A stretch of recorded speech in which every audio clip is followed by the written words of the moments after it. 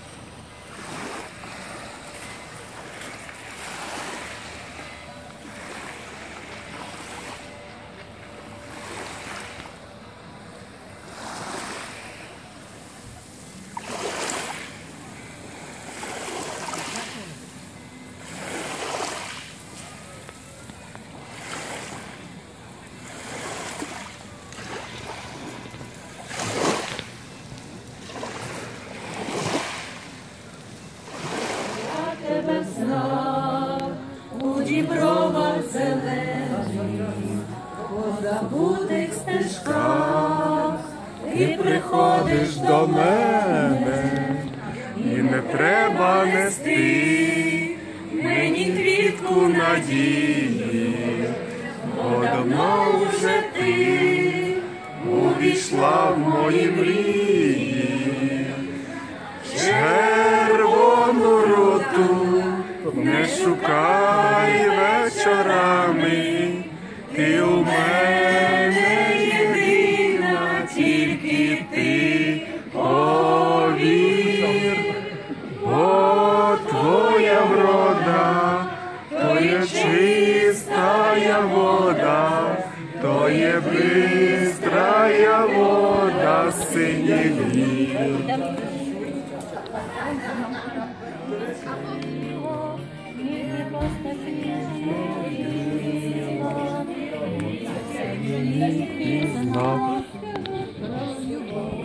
Гуцулко Ксеню, я тобі на трембіті, лиш одній в цілім світі, розкажу про любов, душа страждає, звук трембіти лунає, а що серце кохає, бо гаряче, мов жар.